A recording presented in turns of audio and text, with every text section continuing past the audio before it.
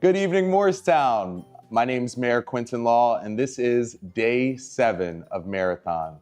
I cannot believe that we are almost through this experiment, but I want to thank you. If you're watching here tonight, this was something that we started as an experiment of accessibility and transparency. I hold monthly town halls here in Morristown, and when we do them in person at Town Hall, they range from 2 people to 25 at times. And over the past 7 days, we've had hundreds of local Morristonians join us for this effort to not only support Inspiring Life Together, a local nonprofit that helps women battling breast cancer, but also to uplift local leaders, small businesses, and nonprofits. And of course, we want to make sure that we give you information about what's happening here in our community and answer your questions if you have them. So today, for our Morristown update, before we get in, I just want to let you know that I'm so grateful to have you. This marathon has been a marathon, and I'm feeling it. We're 7 days in, but we have a great team that's helped us get to this point because we have raised $2,000 for Inspiring Life Together. And if you donate publicly, you get entered into a raffle for 2 free Flyers tickets, 5 rows from the ice, to a game of your choice. So please, click the donation link in the chat. $5, $10, $15 can help Inspiring Life Together, which is a local nonprofit that supports moms battling breast cancer. For my update tonight, we'll get right into it because we have a very special guest that I would like to introduce you to. I want to talk a little bit about housing here in our community. So if you drive around Morristown today, you probably see that there's construction happening across our community. One of which at the Morristown Mall, you see there's apartments getting built. There's a parking garage that's been there for quite some time. That's going to be market rate apartments with some affordable housing. That'll be 300 market rate apartments with 75 affordable units. And that is a part of our round 3 affordable housing construction obligation. And again, I say obligation because according to the New Jersey Constitution, every community has a state mandated obligation to deliver affordable housing. For 30 years, Morristown didn't build any affordable housing. So we are catching up on our obligation to make sure that we stay compliant with the state's regulations, because as mayor, the last thing I want to do is lose control over our housing plan here in Morristown. I want to make sure that whatever we build is best for Morristown and we deliver to provide housing for the people in our community. These are the teachers, the doctors, the teachers, the firefighters, the first responders, the people that serve our community and make our community work. They need housing too. And after talking to teachers and young folks like me that would love for an opportunity to get into Morristown, it's simply just a tough way to go. So what you might see around town is anything that's under construction is most likely a part of our round 3 housing plan. And I'm just going to read off a couple of the locations so you know exactly what I'm discussing. One is at Harper Drive, right next to the Morristown Mall. That's 76 units. Another is behind Parker's Bend Retirement Home on Centerton Road. There's 81 senior-only units that are going in. Another one is on Spar Boulevard in Linola Road. That is on the border of Morristown and Cinnaminson. And those are going to be townhome rentals, and they will have rent-to-own opportunities. And we also, as I mentioned, the Morristown Mall. You'll see that's that 375 unit development.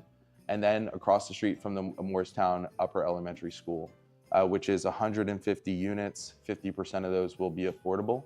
And again, this is a part of our round 3 affordable housing plan that was finalized in 2018 by a bipartisan town council. So as mayor coming into this role, of course, this wasn't a plan that I designed and worked on, but I'm focused on delivering it and executing it so we can retain control of our housing plan in our community and hopefully finally get some apartments open so we can retain the folks that we're losing every day due to the fact that housing is getting expensive and there's a shortage of supply here in Morristown. So that is our Morristown update. If you have any questions, please make sure to put them in the chat. I will be sure to answer them as we go along. And if I don't have an answer, as always, will get back to you. And we are going to move on to our next segment with our special guest. Stream is raising funds to support moms facing breast cancer through Inspiring Life Together. Inspiring Life Together raises funds to provide emotional support, community care, and real help for families in need. They create safe spaces where women are supported through treatment, recovery, and life beyond cancer. During the Mayorathon live stream, we're proud to raise funds in support of this mission. Every conversation, performance, and spotlight during the Mayorathon helps uplift their work. If you can, please donate using the QR code on the screen and help us support Inspiring Life Together.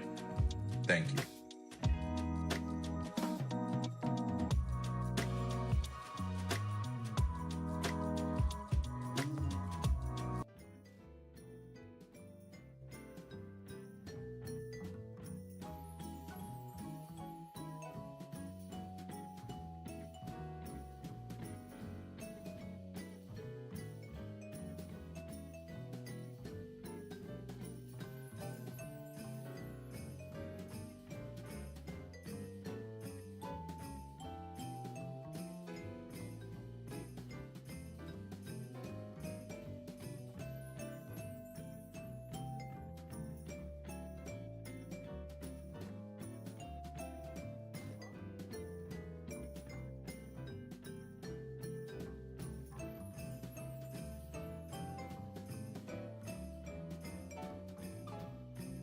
And we're back. Welcome back, Morristown. This is Mayorathon Day 7, and I'm here with another Morristonian, Alex George, also known as Lily P. Crumbs. What should I call you? Call me Alex today. Call you Alex? Alex is perfect, yes. That's awesome. Well, thank you so much for joining us Thank tonight. you for having me. I'm happy to be here. Always Awesome. love to come to the community house. Thank you. Yes, we are here at the community house, which is the heart of our community, and we're so grateful to Pam Henschel and the entire board for allowing us to be here for the Mayorathon. But Alex, for the folks that are watching tonight, you are somebody that I see as a community leader. I wanted you to be on Mayorathon because I feel that the work that you do and your story is so inspiring. So could you just tell the community, start from the beginning. How'd you get into baking and how did you get onto the path that you are on today? Sure. Well, I'm so flattered. Thank you so much. That's so kind of you to say. But Morristonian for life, grew up in Morristown, and my family still lives here in Morristown. I've baked through middle school, through William Allen Middle School and Morristown High School. Started a small baking business in middle school, just kind of making cupcakes for anybody that would eat them. And then just kind of kept with that as sort of a theme throughout life. Baking was always kind of with me. And baked pretty much, I did not think it would be something I would do as a career in any way, shape, or form. It was just sort of a hobby. And then when I would say I was 22, I became a news reporter. So I moved to Chattanooga, Tennessee to become a news reporter down there. It was after I finished my undergrad at University of Michigan. And while I was there, I kept baking, but really didn't have an outlet for the baked goods, especially, don't you feel like even with coworkers, they can only take so many baked goods. You can only bring cookies and cake so many times. Absolutely. And so it wasn't until I came back home. I was diagnosed with a rare form of cancer. I came back home to Morristown to go to treatment in Philadelphia. And that's when I started baking online with an account called Cooking with Cancer, where I would just share all the different confections and cookies, cakes, etc. And eventually, after I found out that I was cancer-free and I found out that I was going to get live life again, I switched over mid-pandemic, which I think is a key point because the pandemic was just such a crazy time that I really just thought, why not start another baking business? And so I started selling my baked goods, and I changed Cooking with Cancer to be Lily P. Crumbs, which was the name of my 20-year-old dog.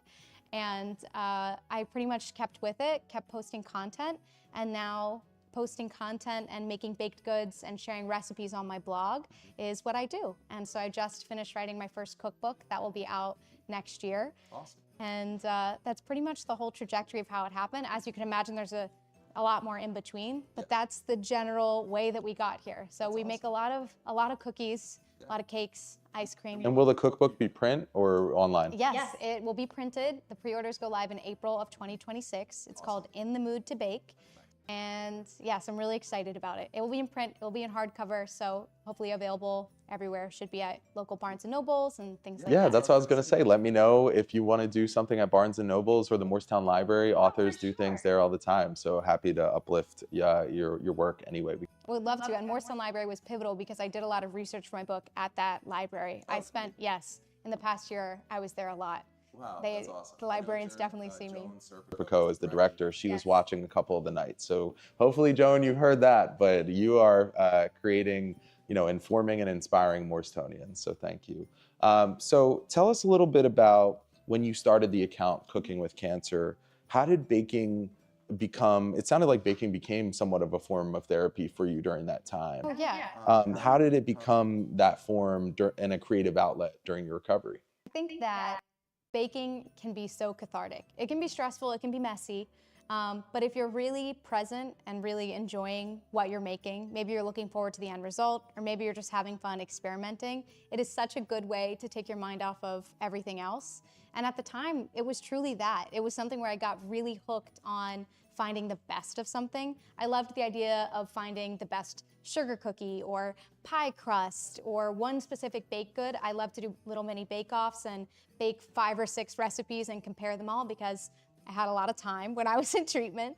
And then that idea is really what stuck with me. And then I started the search for the best chocolate chip cookie on the internet, which is, you saw this? Yeah, you were on Good Morning America, right? Yes. That's awesome. And basically it's the same thing that it was the through line between Cooking with Cancer and Lily P. Crumbs was that I kept doing bake-offs and I felt like no one had the perfect chocolate chip cookie recipe. We all kind of thought we did, but there's so many out there and there didn't really feel like a master place that you could go to find your favorite one.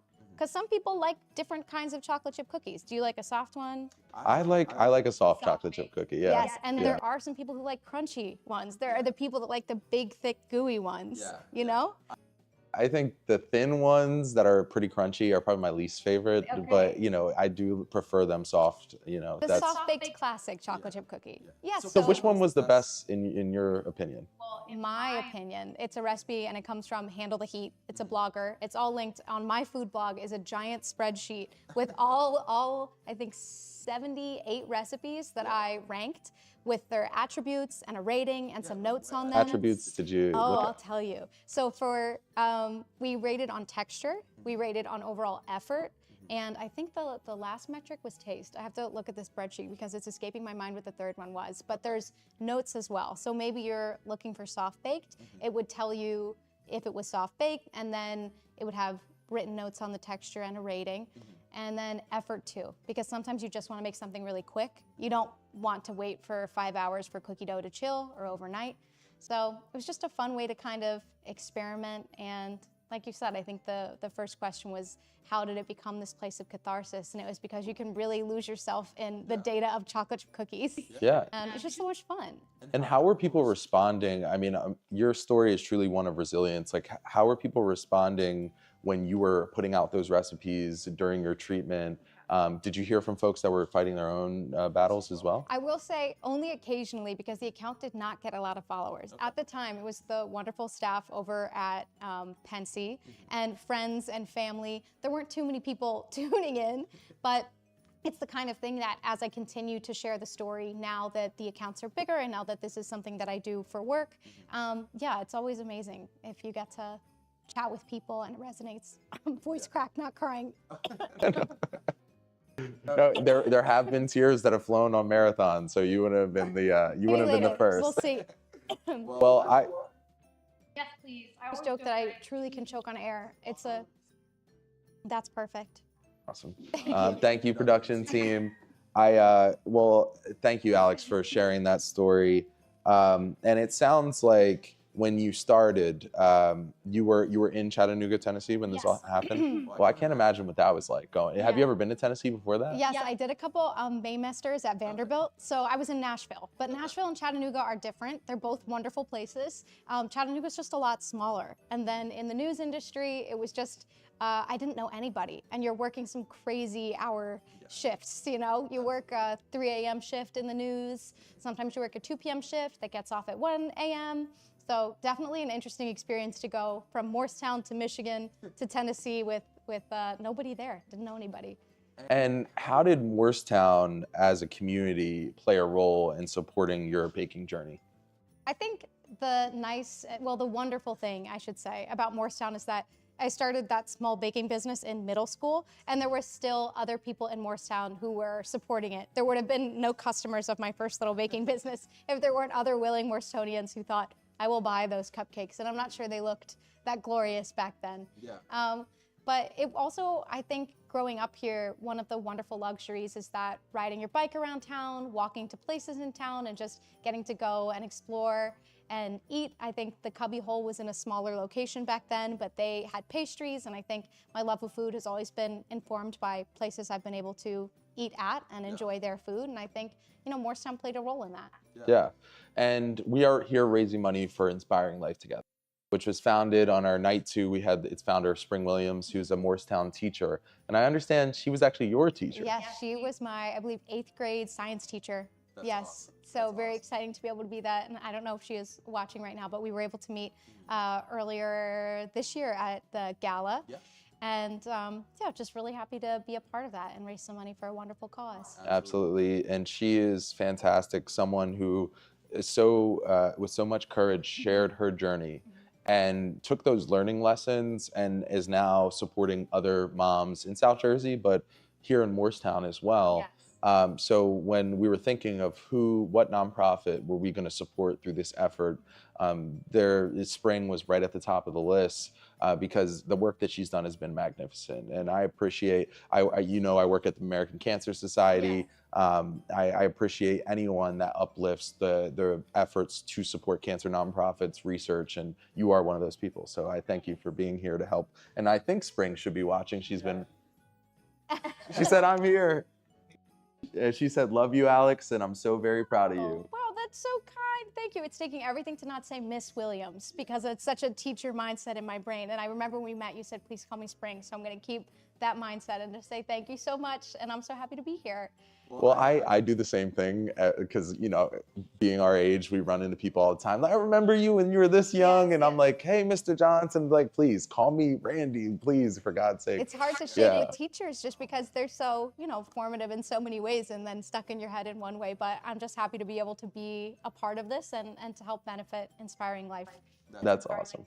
That's awesome. And then there was another comment that said, where can we get Alex's baked goods? Oh, okay. So right now I don't retail any of my baked goods. I used to do pop-ups. I don't, but you can find all of my recipes on my blog, which is lilypcrumbs.com. And there should be very detailed instructions if you want to make them. And you can message me on all social medias and I will answer if there are any questions. But the book will be out next year. Right now, recipes are on my blog and you can find me on all socials, Instagram, YouTube, TikTok, all of them. If it exists, unfortunately, I am a member of them. That's so, yeah. awesome.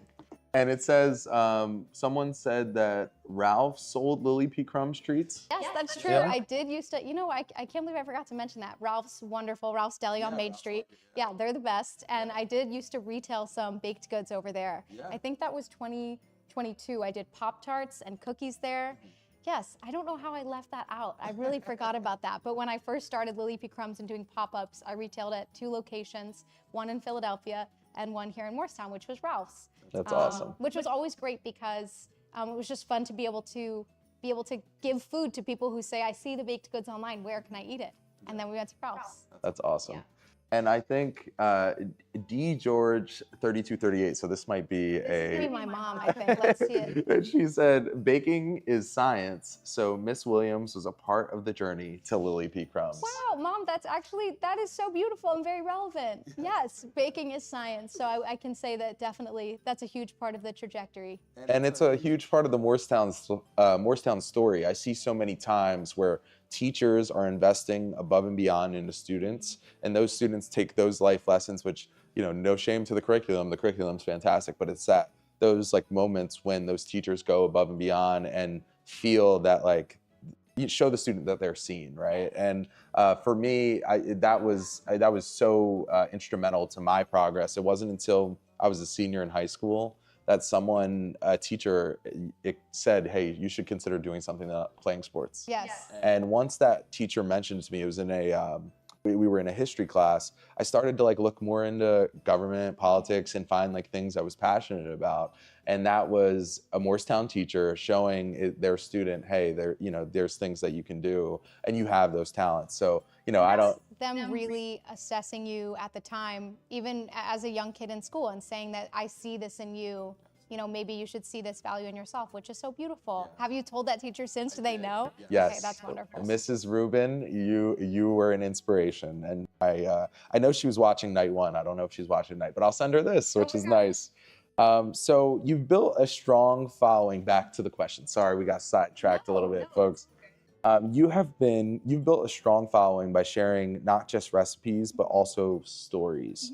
How important is it for you to connect with people on a personal level, and especially people that are local, maybe even right here in town? Yeah, I think so much of what we do in social media and in the food world, it's all storytelling. I think food tells stories in so many different ways, and when you're trying to sort of show that food in a 30-second video and get it to resonate with somebody enough that they want to follow along and make your recipe or be there with you on your social media page, you have to kind of tell the story of the food. Whether that be that you tried to figure out how to make this cheesecake 5 times and it didn't work the first 3 times. But I think storytelling is everything because it's what makes us feel connected. You're there for the beginning, the middle, the end. And I think everyone has a story. All food has stories. So it's pretty vital to the whole process of social media.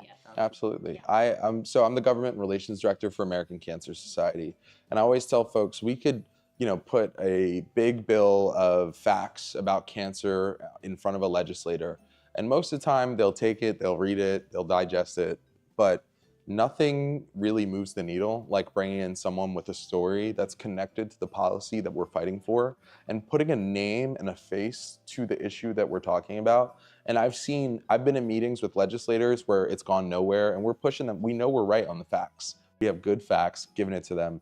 But then I bring a volunteer with me. And that's when I've seen people that were no votes on certain legislation on cancer research change to yes. Yes.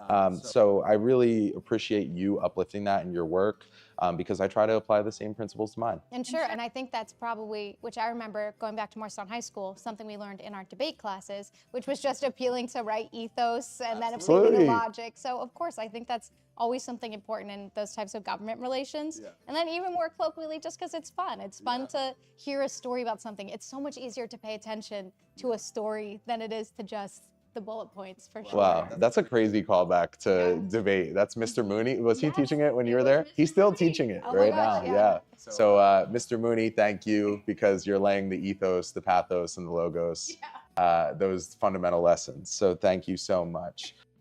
So tell me a little bit about, from your perspective, the personal story content. That's great. You've done the quest to find the perfect chocolate chip cookie. What's next for Lily P. Crumbs? You said you have the book coming out, but is there anything else? I would say really working to make sure that people know that the book is coming and lots of recipes to kind of build that excitement. I think my main priority is always just making really delicious recipes and sharing them with people. This was a really fun season, Christmas season, Hanukkah season, all of the holidays, Thanksgiving, just because you have so much fun playing with recipes and people are wanting to make them. This is the time where people are really looking to get into the kitchen, which I love, so it's my favorite season. January's a little harder.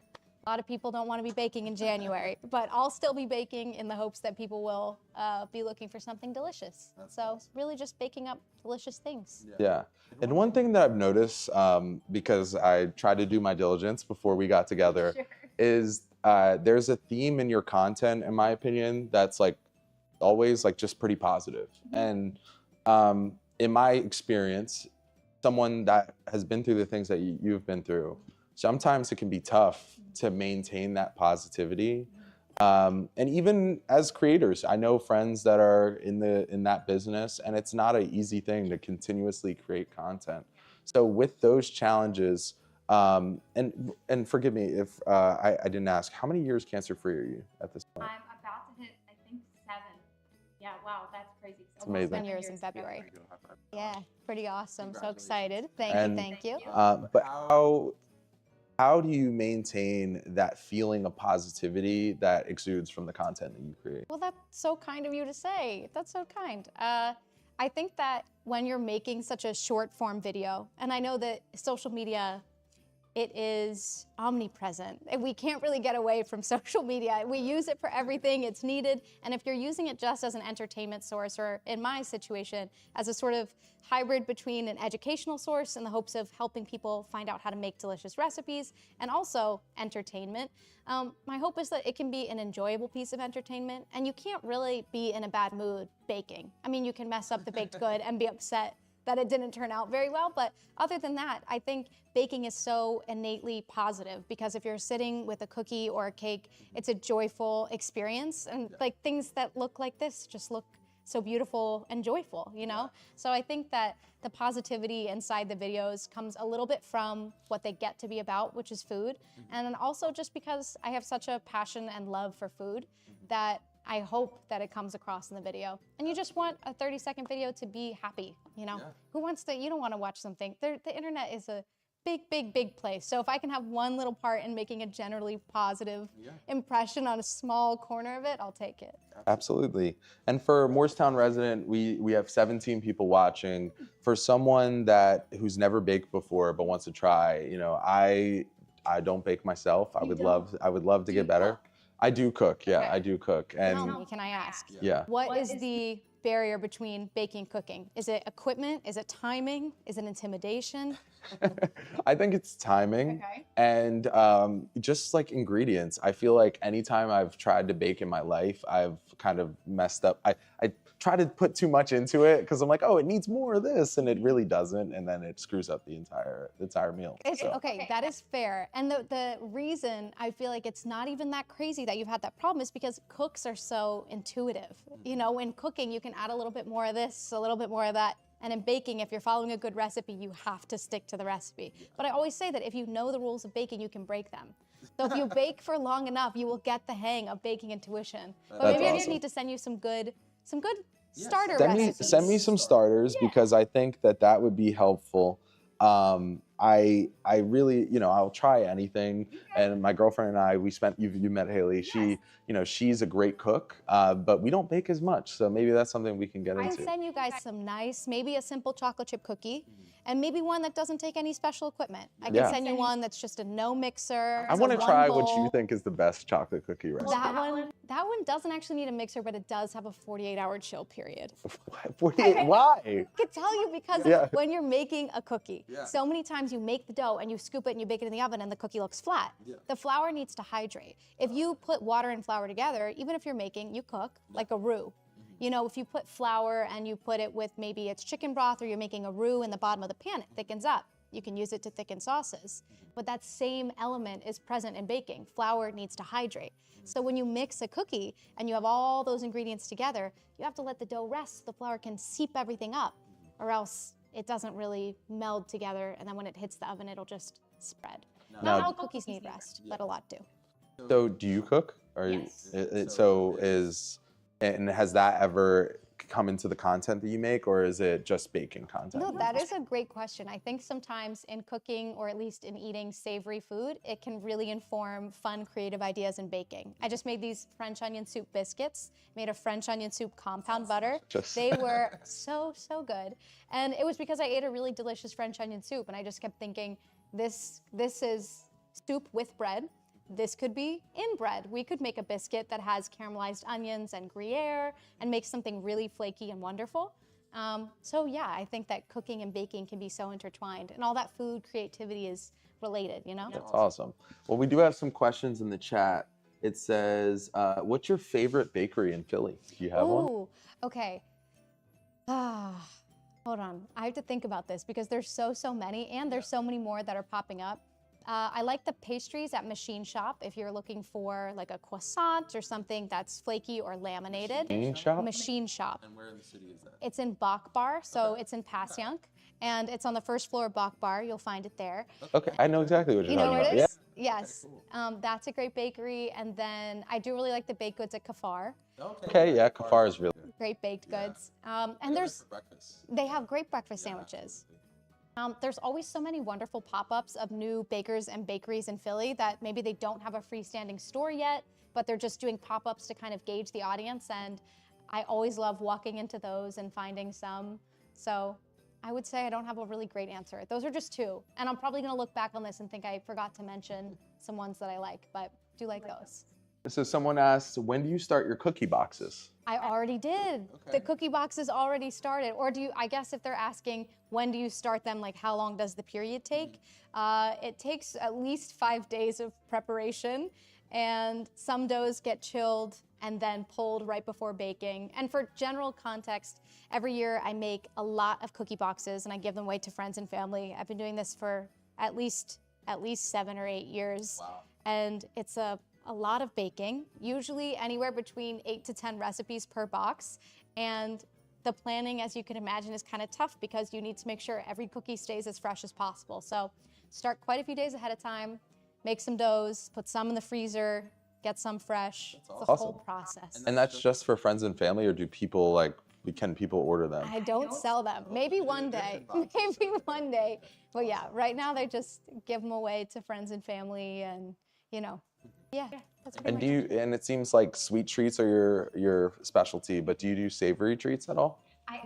Quinton, so funny you said this. I did this year a savory cookie box because I was thinking about all my friends that don't feel they have sweet teeth. Yeah. Sweet tooth, sweet teeth. You got what I was doing there.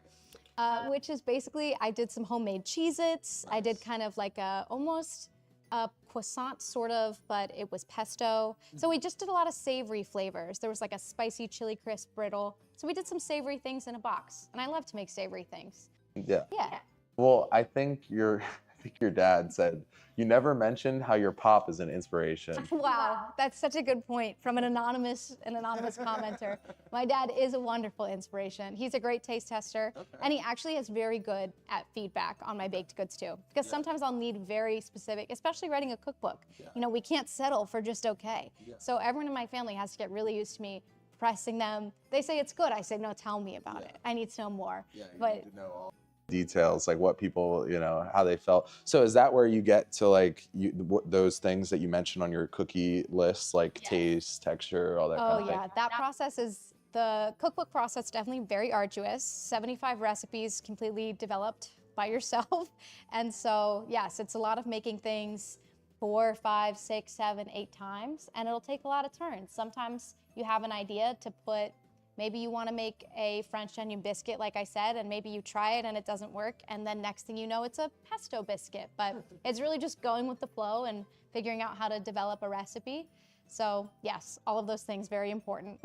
Someone said, Alex, do you host baking events for small groups? I don't right now. I've done some for corporate settings. You can always shoot me an email. My email's in all my social media. I haven't done them for small groups. I've done them for sort of corporate office events, but I would be happy to, and yeah, I'd love to. I think it'd be fun. Production team, can we put Alex's email in the chat if possible? If it's that way folks can reach out if they need to. Also, let's see, what is the idea behind baking things from the past? The nostalgic baked goods. I think just that there's so many early 2000s, late 90s baked goods that I loved, that live in my memory. Oh my gosh. Okay, Oreo Cakesters made a comeback. They're back now. But don't you remember when we were in elementary They were the soft school? cakes? Yeah. They were discontinued. Now they're back, but that would have been the prime example. Or I can think of, did you ever have Kudos bars? I did have Kudos bars. Remember Okay. those? Yeah, So I do I make remember. those from scratch. Those are in my cookbook too. Things like that in childhood, they just live in this wonderful place where they're so incredibly delicious and nothing can compare. And then I'm sure if we had them today, if they still existed, some of these things, we might not even like them. But the idea behind making them is honestly just to bring back that childhood joy that you had when you first had them. So there is a chapter in my upcoming book all with nostalgic baked goods, all things that are discontinued, like Kudos bars. There also are just some fun nostalgic ones like homemade toaster strudels, homemade Pop-Tarts. Oh, that's awesome. Yeah. I for me, I loved cosmic brownies growing up. Yeah, and I honestly ate so many of them. I got the ick for 5 or 10 years, but then I had one recently and I was like, oh wow, I remember why I like these. But okay, so it lived up to the hype in your brain. I mean, it wasn't as good as you remember it to be, but I mean, the amount of cosmic brownies that I had as a child, I don't even want to say. That you remember? I remembered cosmic brownies being thicker. Yeah. If you get them now, Little Debbie, it's a pretty thin brownie. Yeah. Do you agree? It's probably because of inflation or something like that. Inflation of the brownie, of course. I think so. But cosmic brownies are always a delicious throwback. I That's don't awesome. have that recipe in the book, but I have made many iterations of it. Awesome. And let's see if we have any other questions in the chat. I don't see any. Oh no. Hey, Alex, do you have a storefront? I So- don't. Oh. That might be somebody joining in. That's okay. I will tell you, I'm so sorry. I don't have a storefront. I have a blog and social media where you can find all of my recipes and a cookbook coming soon. But right now, no storefront. But if you follow me on social media, if I do a pop-up, which I probably will be doing in the next year before the book, I'll announce it there. Yeah, you should definitely, I'm not going to tell you what to do, but if you do one in Morristown, I'm happy to uplift it, amplify it any way I can. And it's really cool to see someone from Morristown High School doing the things that you do. I always tell people, we have such a special community that puts the next generation of leaders in a great place. But if you were to look at your career and kind of, look back at Morristown, how would you say Morristown put you on the path that you're on today? I think one thing that Morristown did really well for me is there were so many opportunities to pursue, whether it be public speaking, debate, model Congress, mock trial, theater, and all these things that led me in the direction of being a journalist. Yes. Oh, okay, cool. And So Alex and I went to high school together. What year did you graduate again? 2013. 2013. So, okay, I'm trying to remember what plays were going on. I was not in theater, but I had friends in theater and I would go see some of the plays. But was that like Les Mis time? Or? Yes, Les Mis, I think when I was a freshman, and then I don't remember the show when I was a sophomore. I don't think I did it. And then I think it was Anything Goes. We did Legally Blonde. We did some other ones. Okay. They're slipping my mind right now, but I think the process and being a part of them, being able to foster public speaking and kind of learning how to present yourself really led me to feel confident in journalism and being a local TV news reporter. And so, yeah, I think Morristown was very instrumental in that, like the debate program or debating other schools across the country, going places for Model Congress. There's no better way to get your hands on public speaking than to go in front of a room full of strangers and have to present a fake mock bill. Absolutely. I was talking to the production team a couple nights ago about that and how we were, I used to think it was ridiculous that we were put into a room and had to type like a 5-paragraph essay in 45 minutes. Yeah. But those are the type of things that the Morristown School District does to put us in a position so when we go to college, we're ready to succeed. So that's really cool stuff. Oh yeah, I think back even in the process of writing a book. I've been through college, I've been through getting my graduate degree, and even then I still think back to lessons that I got of how to write an opinionated essay, which I got from Mrs. Swanhelpen, who was a teacher when I was in elementary school. So all those things, they stick with you. And yeah, it's so important. So is there a recipe that you have that carries a strong personal or family story? I think so many of them. Even when my dad is joking in the comments, like how does he inspire? Just things that have created their own story because they're beloved in the family, that become family favorites. So there's so many like that. Even every year I make the Italian rainbow cookies for Christmas, and it's just a recipe like that everybody looks forward to and that the family loves. I guess if there's one that has more of a story, it would probably be my grandmother's Linzer cookies. So that is a really wonderful, very delicate Linzer cookie. So it looks like a cutout shape and there's a little window for some jam. And the story on that one was just that she was at a very large wedding where everyone brought a dessert and there was a dessert table, and she hunted down the person that made those cookies just to ask for the recipe, and then they ended up mailing it to her. That's awesome. Yeah. That's awesome. So you mentioned bake-offs earlier. So are you competing in these bake-offs, or what is that about? Bake-off is really just the word I use for, let's say all of these cakes were the same exact kind of cake, and we had a bunch of people come test them to find the best. So it's really a bake-off of one category, whether it be the best chocolate chip cookie, the best sugar cookie, the best chocolate cake, just kind of rating that one. Okay. You know what I mean? Yeah, that's cool. Okay. So have you ever competed in a competition though? Yes. I did win in college. There was a cupcake competition, and I had these white chocolate macadamia cupcakes that I thought were the winner, and they won. But I was devastated because on the speaker they said cream cheese cupcakes. And I thought, that doesn't sound, these are so much more nuanced. They're white chocolate macadamia, there's so much flavor. But They called them cream cheese cupcakes, so now I won for that, which doesn't sound that appetizing. Yeah. But they were really good. Well, I do know that you were actually named Philadelphia Magazine's Food and Drink Influencer of the Year for 2025. Congratulations. Thank you so much. So what was that like when you found out, and what does that recognition mean to you? Oh, it's amazing. I think being part of the Philadelphia food scene is something I take so much pride in. I love the food scene there, and just being able to be recognized in that way just means so much to me, and always been a long-time subscriber of Philly Magazine. So very cool to have that happen. And yes, definitely did not think that we were gonna win. There was a lovely event, and I was so taken off guard that I was not expecting it. I brought all my bags with me to the stage, which my family makes fun of me for to this day. They were like, why don't you put your bags down? Because I just didn't. Ready to grab the award and get out of there, you know? I had a little mini hot dog in my hand. I was like, oh no, I gotta put this down. But yes, it was wonderful, and I'm very excited to That's be able awesome. to have that title. And what do you think your success means to like young bakers that might be following you and looking up to you? I hope that in general, if there's anybody that wants to bake, or if they're ever looking at social media pages full of my baked goods, that they just go and do it and bake, because it's fun. And it's such a fun learning process and a fun way to express their creativity. So I hope that if anybody's perusing the page and is inspired in any way, it's just to do it and to make something, whatever that may be. So someone's asking, what are your go-to bakery goodies to make? So I would like to add on to this, like, if we're invited to a party with some friends, and it's like, you know, you need to whip up something good for the party, what's your go-to? Okay, so normally in that situation, it kind of depends on the party. You got to get a lay of the land. Is this a party where everybody is going to be really looking for things they can pick up with their hands? Are we doing a cake? Is it sit down? For example, I think last year for New Year's Eve, I brought my Vietnamese coffee brownies. And those were great. They're super fudgy, they're fun, you can just grab one. If it's something where everybody's sitting down, I just did a dinner party and we made a sticky toffee pudding with an eggnog ice cream. That's a very festive sort of plated dessert. So it depends on the party, but you can never go wrong with cookies and brownies. Keep it simple. Everybody loves cookies, everybody loves brownies. That's probably my go-to answer. But do people like brownies or cookies more? See, that is such a personal question, because there's the chocoholics, and then there's the people that are just adamantly chocolate chip cookie lovers, and then there's the people, and I know they exist, that like a chocolate chip cookie without chocolate chips. That It's a thing.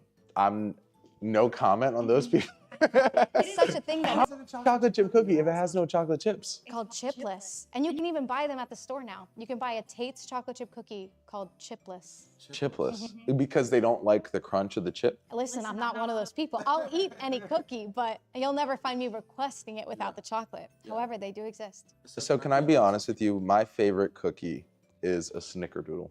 That's fair.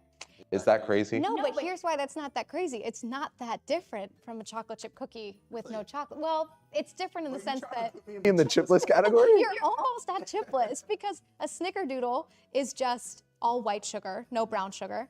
And a chipless chocolate chip cookie is just white and brown sugar, but chemically and with most of their ingredients, they're the same. One's gonna have baking soda and one's gonna have cream of tartar, but they're really similar. I'm sorry, Quinton. I might be a chipless chocolate chip cookie You should person. try them and see if you like it. You should go to the store and grab some. I will definitely try it. Well, that is so cool, and I do have a couple of questions, but I feel like the audience has probably been looking at these beautiful cakes, and we've been ignoring them, acting like they don't exist.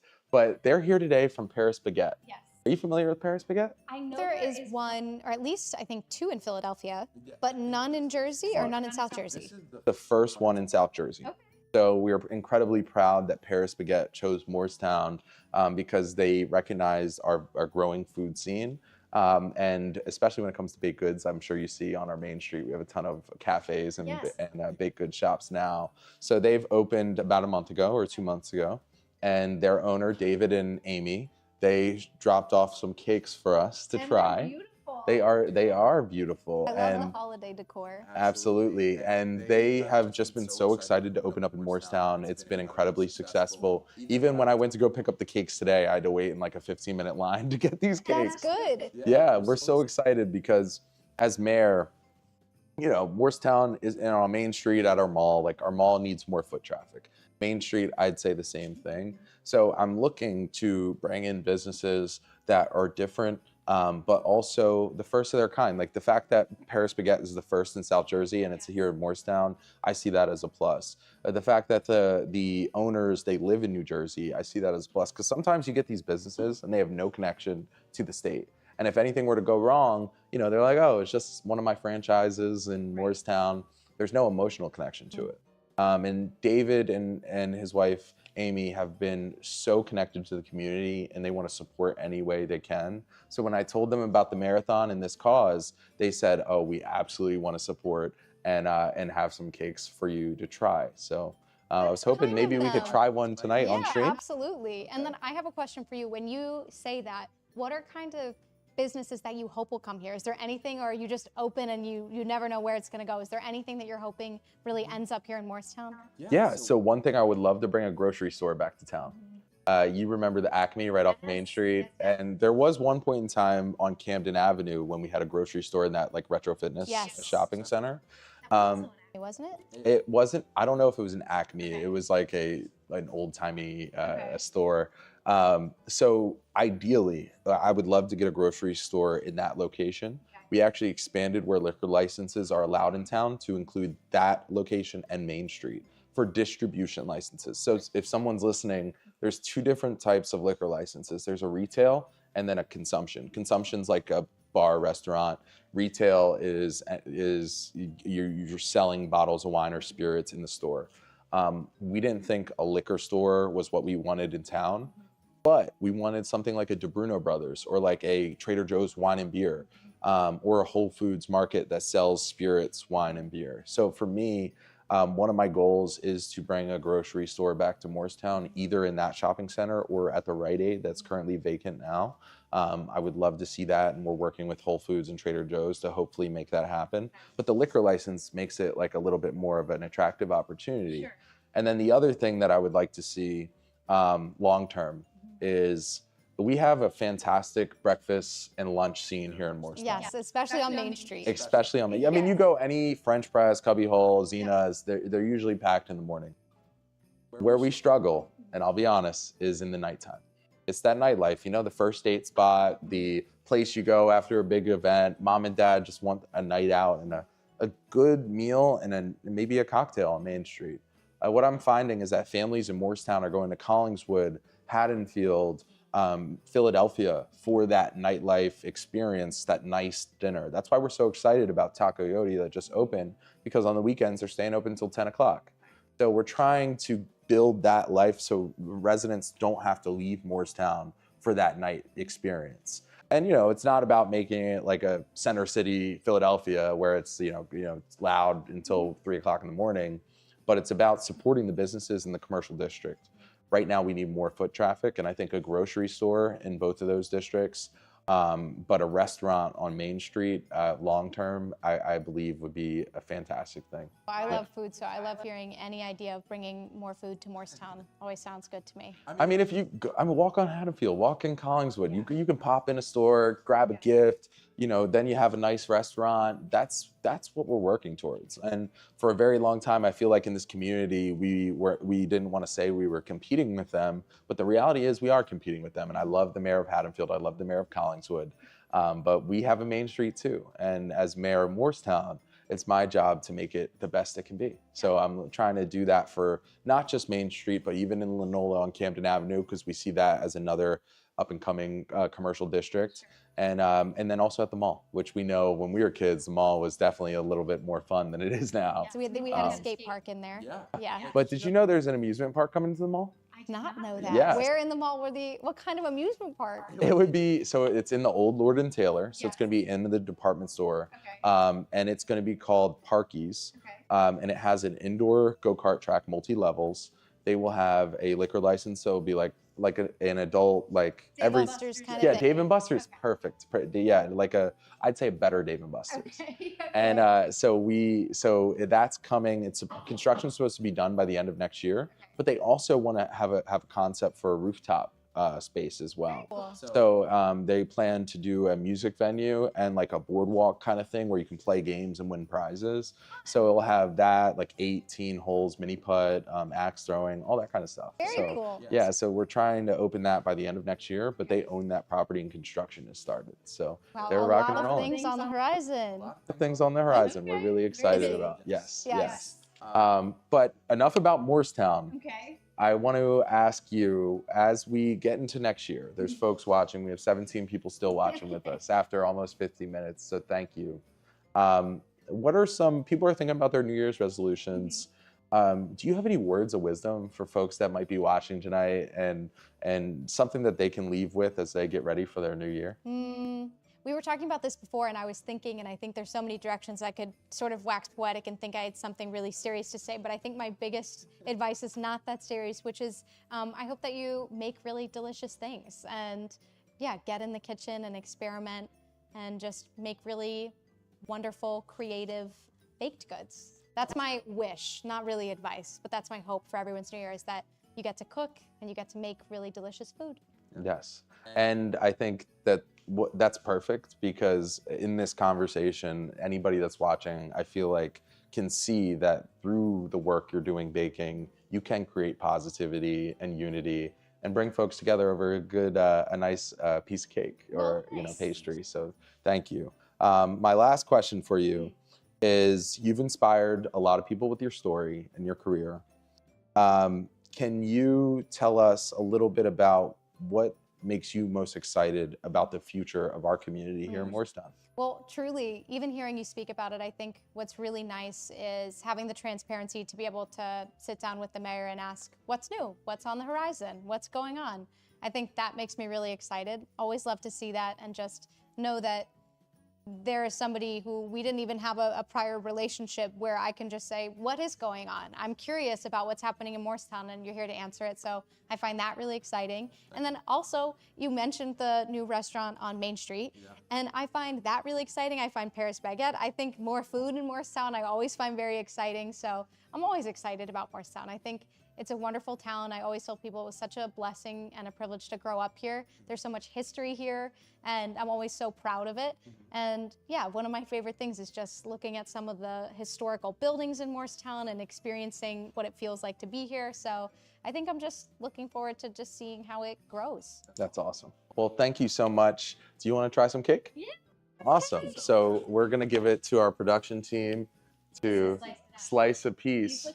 Yes, these are beautiful. So this, I'll tell you what flavors we got here, just so you know. Something that looks like a cheesecake. Yes. That's my first inkling. So this is the chocolate ganache, I think. It's a brownie topped cheesecake. Beautiful. Then there's the holiday mini strawberry soft cream cake, Okay.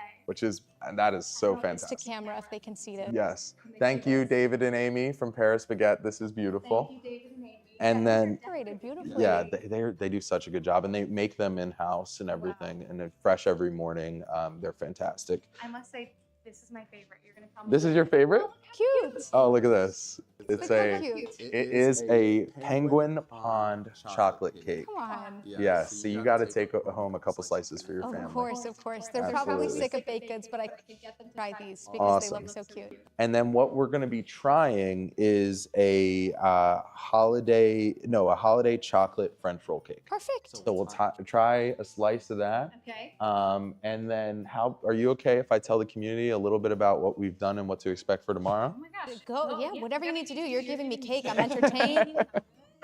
Awesome. Beautiful. Well, thank you so much, Frank. Thank you. Awesome. Thanks, Frank. Can they So- see this? This is gorgeous. Yeah. And I'm geeking out over how wonderful the layers are. So that's Yeah. what I'm showing. So how do they do this? Okay, this is a very thin layer of sponge. Uh-huh. It's usually called a bûche de Noël or a Swiss roll, often French roll, just because Paris Baguette, I'm assuming they're doing the French version. And you take a long, thin cake, and when it's hot, you roll it up with a towel. I know this sounds crazy. towel? Yes, towel or parchment paper to get the cake to form into this spiral shape. Okay. You let it cool, and then you can fill it and then roll it.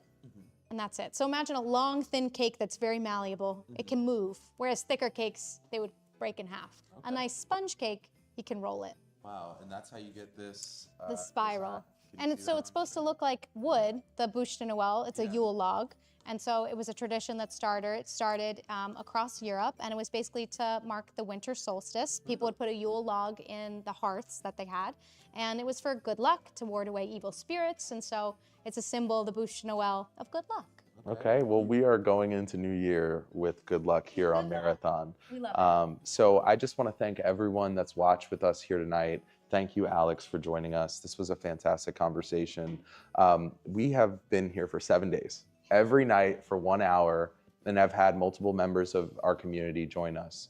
And honestly, we have exceeded every expectation that I had.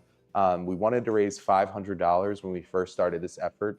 We are above $2,000 for Inspiring Life Together. Wow. And it's because of folks like you that are willing to come on and support the work that Spring Williams is doing. But we're not done yet. We still have one more night. And tomorrow night, we're going live, right, production team, with Cockadoodle Dan's at 7 p.m. So we'll be trying some more food tomorrow night. If you're free, please tune in, because I know Dan has some great food for us to try. But if you haven't donated, $1, $5, $10. I know we hit our goal, but every dollar that you donate will continue to help this organization do the fantastic work that it does. And you get entered into a raffle for 2 free Flyers tickets, 5 rows off the ice, to a game of their choice. So we had someone donate those tickets to help the effort, and we're incredibly grateful. Honestly, maybe that's what put us over $2,000. People are like, okay, I'll take it. I told them, I was like, hey, if I wasn't doing this, I would probably sign up for the raffle. It's a good deal. So if you can, please donate. And production team, let me know if anybody donates before we close out. But I just want to thank you again, Alex. This is such a fantastic conversation. And should we just try these cakes? Yes, let's All try right. them. Thank let's you see for them. having me. Happy to Absolutely. be here. It looks beautiful, and I'm excited. I feel like I'm getting a first peek at this. Yeah. Perfect. You can't go wrong. Vanilla cake, like a chocolate cream. It's delicious. Okay. It is really good, guys. Yeah. I was worried. I was like, okay, let's try it. You were worried, what if we don't like it? But we do like it, so that's a It good thing. is delicious. Paris baguette is delicious. You never disappoint. And I'm so grateful for you choosing Morristown as the place for the first South Jersey Paris baguette to be. Thank you, Alex, for joining us. Thank you. Thanks for having me. Absolutely. Thank you to anyone who's watched. And thank you to Inspiring Life Together for continuing to support moms that are fighting breast cancer here in our community. That tonight is day 7 of Mayorathon. We have raised $2,000 for this effort. We are back tomorrow night for the Mayorathon finale with Cockadoodle Dan's at 7 p.m. I'll see you in the chat. Thank you so much.